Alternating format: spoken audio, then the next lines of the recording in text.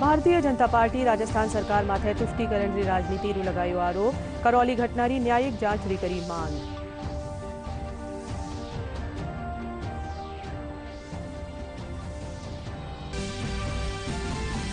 केंद्रीय जल शक्ति मंत्री गजेंद्र सिंह शेखावतरी अध्यक्षता में जयपुर में जल जीवन मिशन और स्वच्छ भारत मिशन ग्रामीण योजनाओं ने लई क्षेत्रीय सम्मेलन हुयो आयोजित।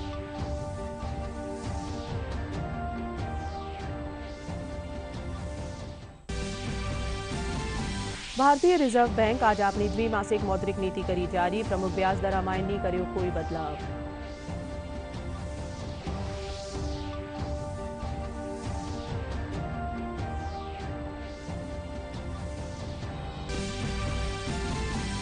करौली में 9 संवत्सर परा हुआ उपद्रव रे पाछे लगायो गयो कर्फ्यू 10 अप्रैल ताईं बढ़ायो। आज कर्फ्यू में 3 घंटा री दीगी ढील।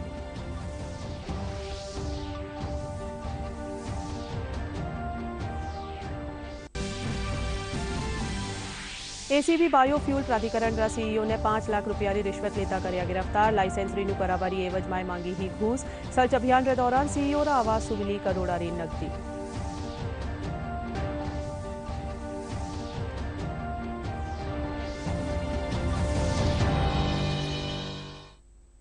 नमस्कार, राजस्थानी समाचार में सगलारो घणो घणो स्वागत। मैं हूं प्रीति और अब खबरा जोवा विगतवार। भारतीय जनता पार्टी राजस्थान सरकार माथे तुष्टीकरण री राजनीति रो आरोप लगायो है। आज नवी दिल्ली में भाजपा प्रदेश अध्यक्ष डॉक्टर सतीश पूनिया, राष्ट्रीय प्रवक्ता कर्नल राज्यवर्धन सिंह राठौड़ प्रेस वार्ता ने संबोधित करता थका कहा कि राजस्थान रा इतिहास में अशी नाकारा सरकार कभी नहीं देखी। प्रदेश में कानून व्यवस्था पूरी तरह बिगड़ी हुई है। भाजपा करौली घटना री न्यायिक जांच री मांग करी है। बीजेपी ने राजस्थान सरकार पर तुष्टीकरण का आरोप लगाया है। राजस्थान में करौली घटना पर बीजेपी ने एक वीडियो जारी कर कांग्रेस पर सांप्रदायिक सौहार्द को बिगाड़ने का आरोप लगाया। जो करौली में हुआ वो अपने आप में बड़ा उदाहरण है। करौली के मामले में उसको जुलूस को परमिशन थी। परमिशन के बावजूद सीएलजी की मीटिंग हुई। जो दोषी थे वो सीएलजी की मीटिंग में मौजूद थे और उसके बाद वहां जो घटना हुई वो सबके सामने है। प्रश्न ये है कि राजस्थान में जिस तरीके से अशोक गहलोत जी ने अपीजमेंट का काम किया है, पीएफआई को खुश करने का काम किया है, सो कॉल्ड माइनॉरिटी को राजी करने के लिए वोट बैंक की पॉलिटिक्स की है, उससे राजस्थान में ऐसा लगता है कि तालिबान का शासन है। क्योंकि इस तरीके से बर्बरता, इस तरीके से आतंक, इस तरीके से भय और खौफ का माहौल हमने कभी नहीं देखा।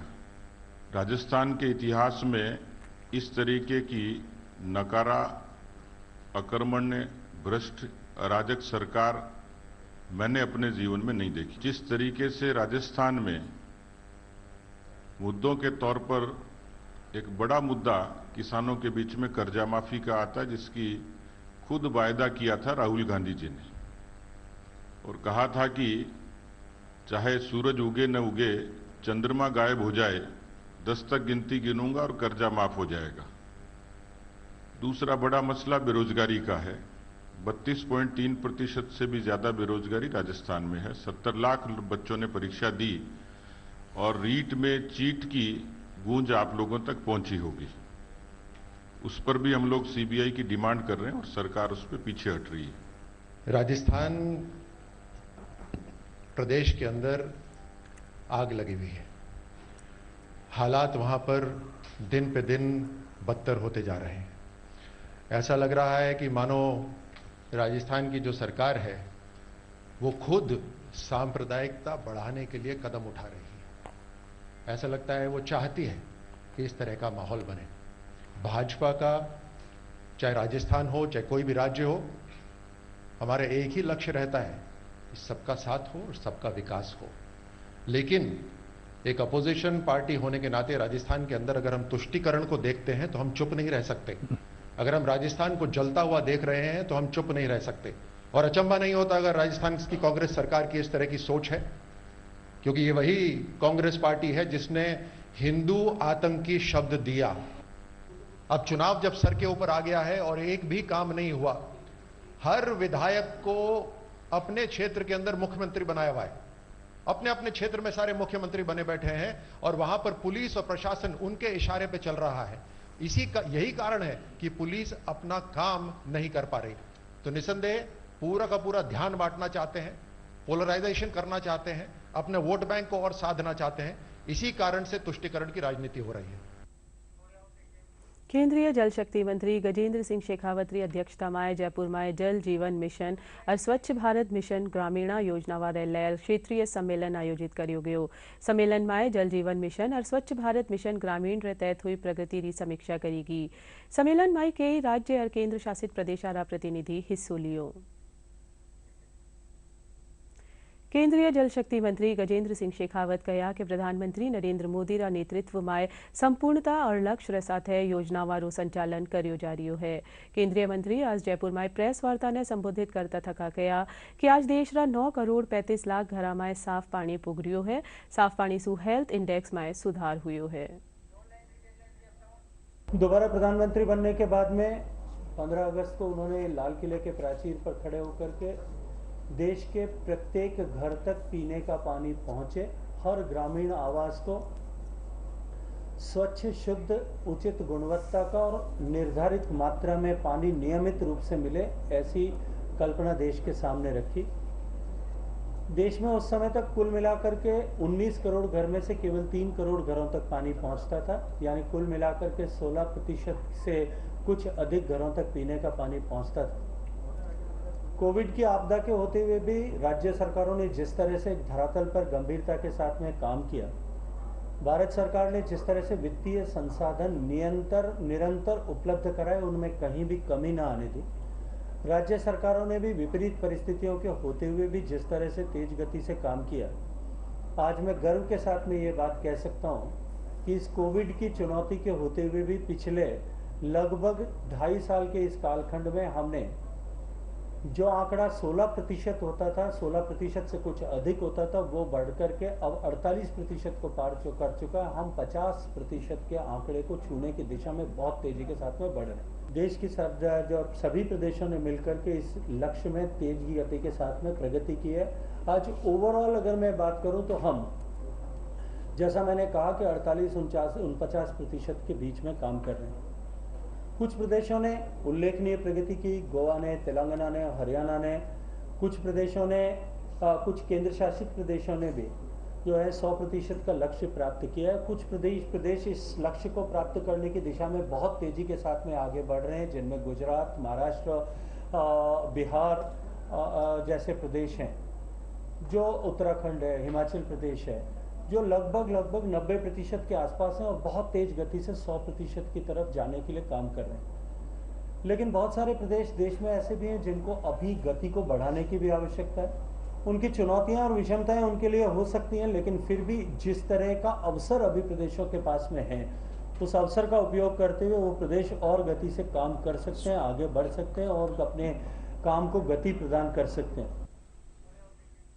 भारतीय रिजर्व बैंक आज अपनी द्विमासिक मौद्रिक नीति की घोषणा करी। आरबीआई रा गवर्नर शक्तिकांत दास आज केंद्रीय बैंक री मौद्रिक नीति समिति में लिया गया निर्णय की जानकारी दी।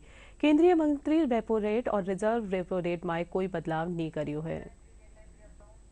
भारतीय रिजर्व बैंक ने नए वित्त वर्ष की पहली बैठक में रेपो रेट में कोई बदलाव नहीं किया है।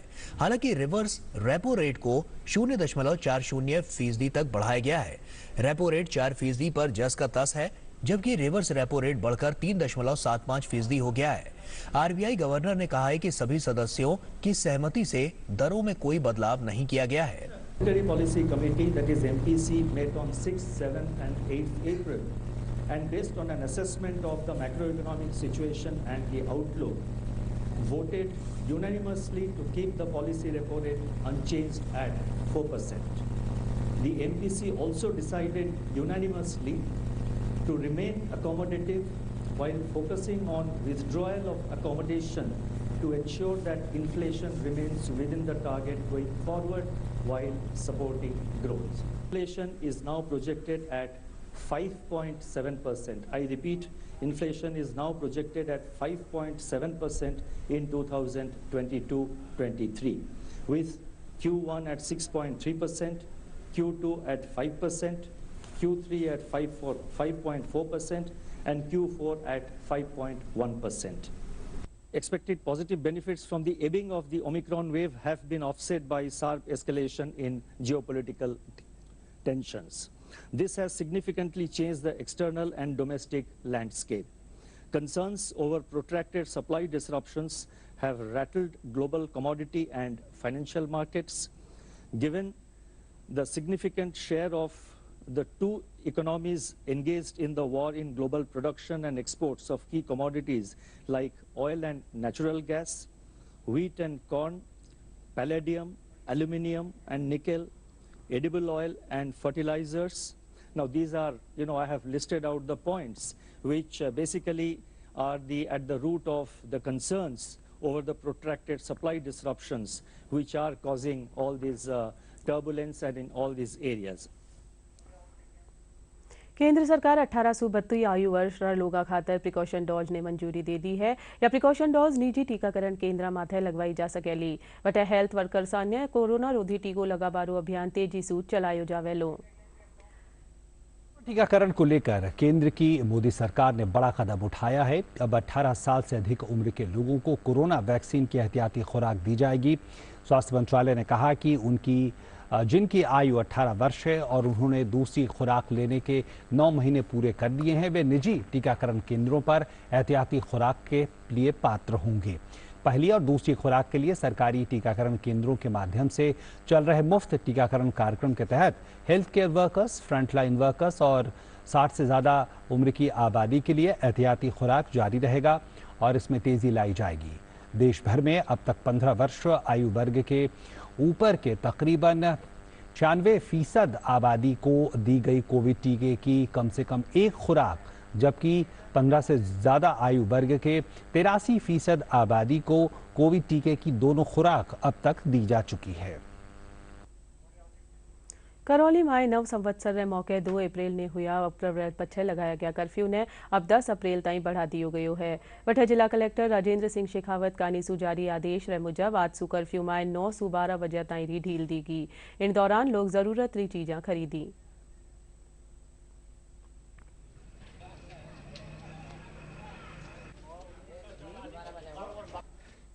करौली माए हुई घटना ने लहर पुलिस अबार ताईं 10 मुकदमा दर्ज कर 105 लोगों ने गिरफ्तार किया है। वटे 44 उपद्रवी चिन्हित कर लिया गया है।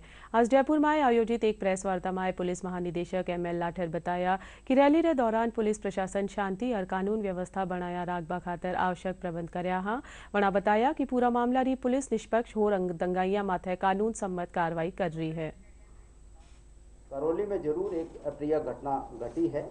उसमें चूंकि 2015 के बाद वहां पर इस तरह का कभी जुलूस नहीं निकला है, फिर भी 1 तारीख को जो आयोजक थे उन्होंने प्रशासन को संपर्क किया, वह इस जुलूस की अनुमति मांगी। प्रशासन द्वारा पूरा देखभाल कर उनको परमिशन दी गई, लेकिन उसमें डीजे इत्यादि चलाने की परमिशन नहीं दी गई थी। जो जुलूस का एक बॉडी लैंग्वेज थी वो अलग तरह की थी और एक फूटाकोट और हटवाड़ा के पास जाकर जुलूस में जो गाने इत्यादि चल रहे थे वो थोड़ा आपत्तिजनक थे, जिसकी वजह से वहाँ पर उपस्थित अन्य लोगों ने उस पर पथराव किया और उसके बाद जो घटना घटी वो बड़ी ही दुखद रही है। और इसमें सभी ऐसा नहीं है कि एक ही तरह के सभी लोगों के, चाहे उसमें किसी भी जाति और धर्म के लोग थे, उन सब की संपत्ति को भी नुकसान हुआ है और चोट इत्यादि भी आई है। पुलिस द्वारा इस संदर्भ में अभी तक 10 मुकदमे दर्ज किए जा चुके हैं और कुल 105 लोगों को अभी तक गिरफ्तार किया जा चुका है।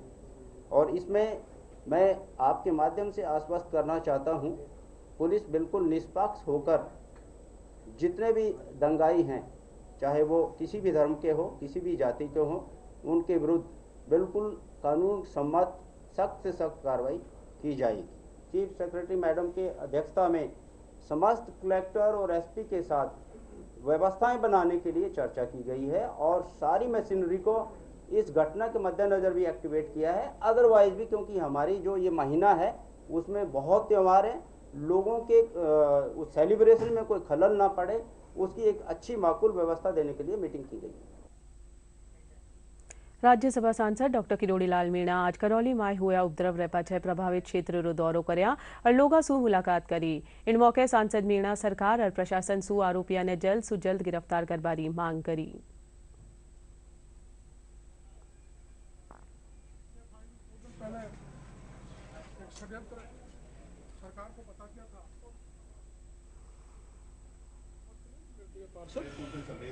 और अमीनुद्दीन पार्षद जिसको सरकार द्वारा नॉमिनेट किया है और यहाँ के माननीय विधायक ने उनको नॉमिनेट कराया है। मेरे को पता लगाया पूरी पूछताछ के बाद कि माननीय यहाँ के विधायक उन दोनों को बचा रहे। मैं माननीय विधायक को सलाह दूंगा कि आप जिन लोगों ने इतना बड़ा अपराध किया है कि भारत माता के नारे लगाने वाले, वंदे मातरम का उद्घोष करने वाले और जय श्री राम का उद्घोष करने वाले व्यक्तियों को पर पत्थर फेंका है, जिन्होंने षड्यंत्र रचा है, उनको कृपया एमएलए साहब आप बचाएं नहीं, उनको समर्पण करें, उनको पुलिस के सामने पेश करें। और अगर उनको पेश नहीं किया गया तो मैं प्रशासन को विज्ञापन दूंगा। जो पक्षपात हो रहा है, उन लोगों को गिरफ्तार कर रहे हैं, निर्दोष लोगों को जो जुलूस में जा रहे थे और पत्थर फेंके जब भाग गए, उनको पुलिस दोषी कराती रही। लेकिन जिन्होंने पत्थर इकट्ठा करके छत पर बड़ी मात्रा में इकट्ठे किए, पत्थर फेंके, दुकानों को आग के हवाले किया और सामान को लूट के ले गए, वो पुलिस की जानकारी में, वो नाम मेरी जानकारी में भी मैं दूंगा। उनको गिरफ्तार करने की मांग मैं राजस्थान की पुलिस से करता हूँ, एसपी साहब से करता हूँ।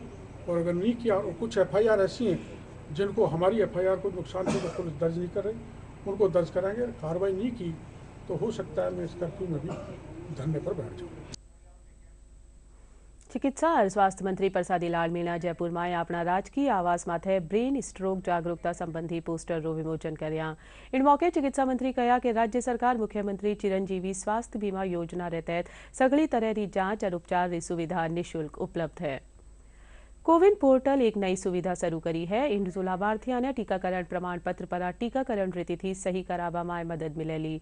स्वास्थ्य और परिवार कल्याण विभाग रा अपर सचिव विकासशील कहा कि इन सुविधा सु कोविन पर वैक्सीनेशन रिकॉर्ड में त्रुटियां भी दूर करी जा सकेली। जवाहर कला केंद्र रो आज 29वां स्थापना दिवस मनायो जा रही है। 3 दिवसीय स्थापना दिवस कार्यक्रम रे तहत विभिन्न सांस्कृतिक आयोजनों रो अठे शुभारंभ हुयो। इन मौके कला और संस्कृति मंत्री डॉक्टर बीडी कल्ला कहा कि जवाहर कला केंद्र ने कलाकारा खातर प्रमुख अंतरराष्ट्रीय केंद्र बनावा रो सरकार रो सपनो है, जिन खातर प्रयास करया जा रहा है।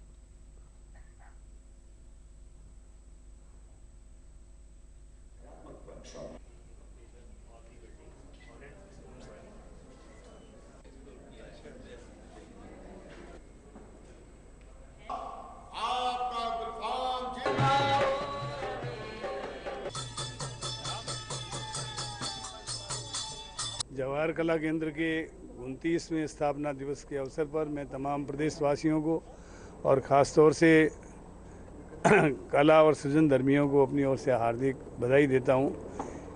29-30 साल पहले ये परिकल्पना की गई थी कि एक सांस्कृतिक केंद्र जयपुर में बने, जो न केवल राजस्थान का बल्कि देश का और अंतर्राष्ट्रीय क्षेत्र का एक अलग पहचान वाला सांस्कृतिक केंद्र बने।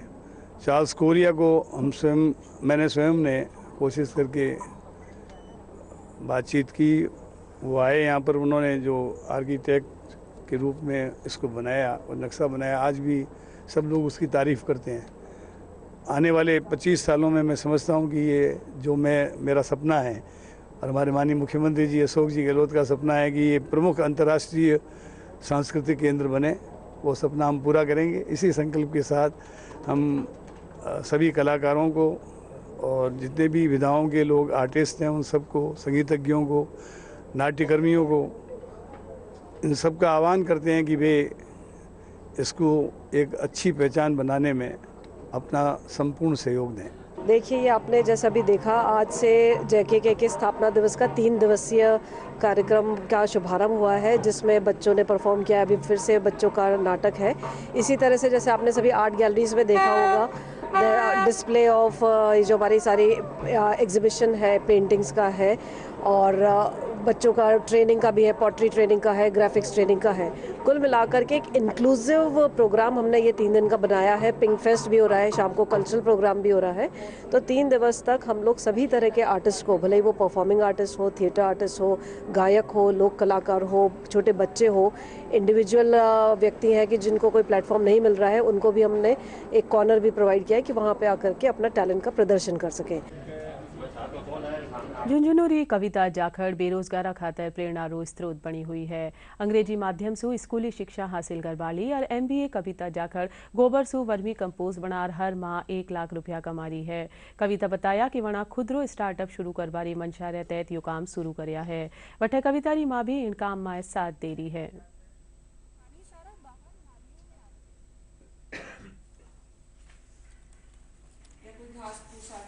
किसानों के लिए मैंने मुंबई से अपना MBA पूरा किया है मार्केटिंग में, और अभी मैं वर्मी कंपोस्टिंग यानी कि केचुआ खाद का काम कर रही हूँ। शुरू से ही ऐसा था कि मुझे कहीं ना कहीं कोई ऐसा काम करना है जो कि मैं समाज के लिए कुछ अलग कर पाऊँ और जो मेरी एक अलग पहचान बनाए। मैं देखती थी कि लोग सिर्फ 2 फसल ले रहे हैं हमारे यहाँ पे, तो बाकी के जो महीने होते थे साल के वो खेत खाली रहते थे। लोगों को उस टाइम पे सोर्स ऑफ इनकम नहीं था, तो मुझे लगा कि क्यों ना कुछ ऐसा किया जाए जो हमारे किसानों की जो इनकम है, सोर्स ऑफ इनकम है, उसको बढ़ाया जाए। तो जैसे कि हमारे प्रधानमंत्री जी है, उनकी भी सोच यही है कि हमारे जो देश के किसान हैं वो सशक्त हों। इसके अंदर मैंने 2 लोगों को परमानेंट बेसिस पे रोजगार दिया हुआ है, और उसके बाद जैसे डेली वेज पे जो अगर लेबर मुझे चाहिए होती है तो मैं उन्हें भी काम देती हूँ। ज़्यादा से ज़्यादा लोगों को इस काम में रोजगार मिले ताकि उन्हें सोर्स ऑफ इनकम मिले और किसानों के लिए एक अच्छी क्वालिटी की जो पैदावार है वो हो और किसान भी हमारे सशक्त बने। मेरी बेटी का एक यही सपना था कि मैं ये काम, मेरा घर का काम करूं, गोबर का काम करूं, किसानों के लिए मैं थोड़ा सा कि ऐसा काम करूं कि भाई जो किसान अच्छा खाए, अच्छा रहे, स्वस्थ रहे। तो इसने पहली बार MBA करने के बाद में कि मैं गोबर का काम करूंगी मम्मी, तो मैंने, मेरे इसका पापा ने, मेरे छोटा लड़का, उसने, सबने, चारों ने मिलकर हमने ये काम शुरू किया। और आज किसान अब ये खाद ले जाकर अपने खेतों में डाल रहे हैं और उन्नति से अपना कृषि का काम बढ़ा रहे हैं। खेत में अनाज नए नए पैदा कर रहे हैं। 4 महीने से 3 महीने तक की खेती कर रहे हैं, 6 महीने ऐसे भी कर रहे हैं। तो अपनी खाद ले जाकर खेत में डाल रहे हैं। रोहिड़ारा पेड़ा माथे इन दिना राज्य पुष्प री छटा देखबा ने मिल रही है। चूरुमाए रोहिड़ारा पुष्प लोगा ने बरबस आकर्षित कर रिया है। रोहिड़ारा पेड़ रो वहाँ का जीवन में काफी महत्व है। इनरी लकड़ियां सु जटे फर्नीचर बनाबारो काम करियो जावे है, वटे ही इनरो हर हिस्सो आयुर्वेदिक गुणा सु उपयुक्त है। वटे कठिन समय माए गढ़, हवेलियां, कोठियां माए बणिया भित्ति चित्र और कलाकृतियां माए सुनहरा रंगा खातर रोहिड़ारो पुष्प रो प्रयोग होवे है।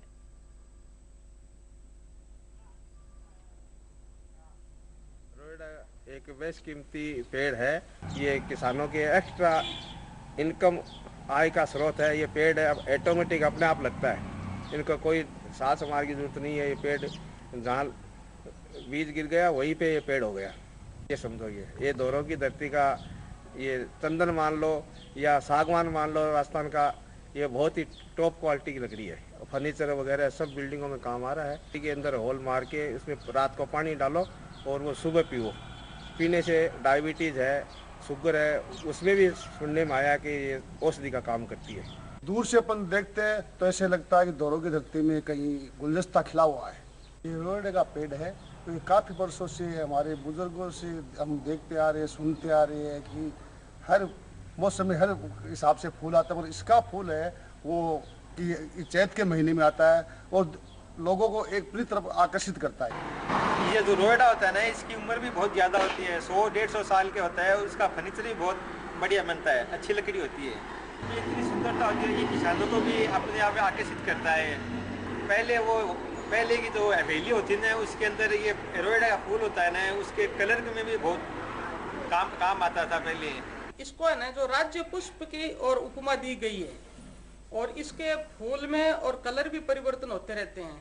जैसे केसरिया कलर हो जाता है, लाल कलर हो जाता है, पीला कलर हो जाता है, ऐसे करके 3-4 प्रकार के और कलर इसके अंदर रंग बदलते रहते हैं। जो रोहिड़े जो फूल होते हैं ना, इसका कलर भी बताया जाता है पुराने जमाने में जो पुरानी हवेलियों के अंदर जो पेंटिंग चित्रकारी जो होती थी, वो रोएडे के फूल की भी इसके अंदर और महत्वपूर्ण भूमिका होती थी। और आज भी बाजार के अंदर और कैसुला के फूल के नाम से ये मार्केट में भी बिकता है। दूरदर्शन DTH रे माध्यम से 43 मिलियन घरा ताई अपनी पहुंच बना चुक्यो है। दूरदर्शन री बेहतर क्वालिटी और विभिन्न प्रकार रा चैनल रा चालता दूरदर्शन यो मुकाम हासिल करियो है। की पहुंच ज्यादा इन डेप्थ और ज्यादा रूरल इंडिया में है, अर्बन इंडिया में, उन अर्बन टू टायर 2 सिटीज में है जहां हमारा कंटेंट ज्यादा रिलेट करेगा। और एज आई सी ब्रॉडकास्ट में डेफिनेटली टेलीविजन ब्रॉडकास्ट अगले 5-7 साल ज्यादा से ज्यादा 2 टायर और 3 टायर सिटीज में ग्रोथ ज्यादा है। ऐसा नहीं कि टेलीविजन खत्म होने वाला है, बट जो वहाँ की ग्रोथ अभी भी बहुत ज्यादा है। तो DD फ्री डिश हमारे लिए बहुत बड़ी अपॉर्चुनिटी है। भ्रष्टाचार निरोधक ब्यूरो बायोफ्यूल प्राधिकरण रा CEO सुरेंद्र सिंह राठौड़ और संविदा कर्मी देवेश शर्मा ने 5 लाख रुपया री रिश्वत लेते रंगे हाथा गिरफ्तार करया है। ACB रा DG BL सोनी बताया कि बायोफ्यूल री मैन्युफैक्चरिंग और सप्लाई करवा वाला जोधपुर रा व्यवसायी रो लाइसेंस रिन्यू कराबारी एवज माए या घूस ली ही। ACB रा DIG विष्णुकांत रा नेतृत्व में CEO रा घर, फार्म हाउस समेत 4 ठोड़ा माथे सर्च जारी है, जठे 4 करोड़ सु अधिक री नकदी 20 सु 32 संपत्तियां रा दस्तावेज बरामद करया है। राजस्थान ACB द्वारा बायोफ्यूल अथॉरिटी के chief executive officer Surendra Singh Rathore को 5 लाख की रिश्वत लेते हुए रंगे हाथों गिरफ्तार किया गया। हमारे पास परिवादी आया था बहुत ही परेशान स्थिति में। वो बायोफ्यूल में डील करता है, तो उसको परेशान करके और एक तो मासिक बंदी के रूप में रिश्वत मांगी जा रही थी और उसका जो लाइसेंस है उसके रिन्यूअल के लिए 5 लाख रुपए की रिश्वत मांगी जा रही थी। हमने हमारे एडिशनल SP नरोत्तम से उसका सत्यापन कराया। स्पष्ट डिमांड होने के बाद हमने ट्रैप ले किया और कल रंगे हाथों योजना भवन में बायोफ्यूल के दफ्तर में सुरेंद्र सिंह को अपने एक सहयोगी के साथ 5 लाख रुपए की रिश्वत लेते हुए गिरफ्तार किया गया। उनसे पूछताछ की जा रही है। उनके आवासीय परिसर में जो झोटवाड़ा में स्थित है 3 करोड़ 62 लाख रुपए कैश और 46 बोतल विदेशी शराब की मिली है। कैश को जब्त कर लिया गया है। शराब के लिए स्थानीय थाने पर मुकदमा दर्ज कराया गया है। पिनेकल में 3 बहुत ही आलीशान अपार्टमेंट्स मिले हैं, पेंट हाउसेस मिले हैं, जिनमें कुछ में अभी रिपेयर का वर्क चल रहा है, रेनोवेशन का काम चल रहा है और उसमें 56 बोतल विदेशी शराब की अत्यंत ही महंगी ऐसी कई सारी ब्रांड्स हैं जिनको कि कई अधिकारियों ने हमारे जो जांच करने वाले थे उन्होंने देखा भी नहीं था, तो उनको जब्त किया गया है और ज्योति नगर थाने में एक्साइज एक्ट का मुकदमा दर्ज किया गया है। इन सभी कार्रवाई के साथ उनके सुरेंद्र सिंह राठौड़ के जो और हमारे पास कंप्लेंट्स हैं जो इस पीरियड में आई हैं उनका भी खुलासा किया जा रहा है, उनकी भी जांच की जा रही है और प्रिवेंशन ऑफ करप्शन एक्ट में मुकदमा दर्ज किया गया है। प्रदेश में लू और गर्मी से सामान्य जनजीवन प्रभावित हो रही है। प्रदेश रा अधिकांश जिला में तापमान 42 डिग्री सेल्सियस ऊपर दर्ज करियो गयो। मौसम विभाग रा निदेशक राधेश्याम शर्मा बताया कि आबाला 4-5 दिन ताई तेज गर्मी और लू रो असर जारी रह बेलो। और चालो अब एक बार फिर से जोवा मोटी खबरां।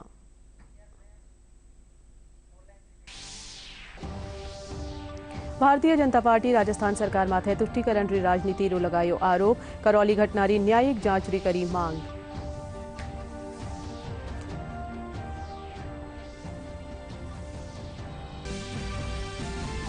केंद्रीय जल शक्ति मंत्री गजेंद्र सिंह शेखावत री अध्यक्षता में जयपुर में जल जीवन मिशन और स्वच्छ भारत मिशन ग्रामीण योजनावा ने लैर क्षेत्रीय सम्मेलन हुयो आयोजित।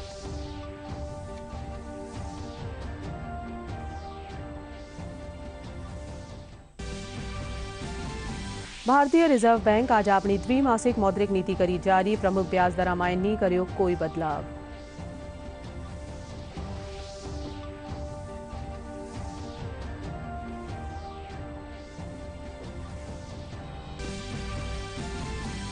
करौली में नव संवत्सर परा हुआ उपद्रव रे पाछे लगायो गयो कर्फ्यू 10 अप्रैल ताईं बढ़ायो। आज कर्फ्यू में 3 घंटा री दीगी ढील।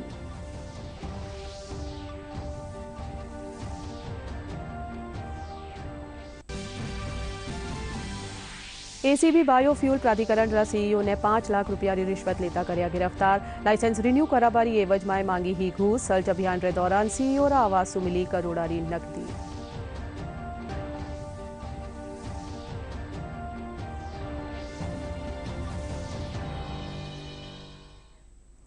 हालता राजस्थानी समाचार। नमस्कार।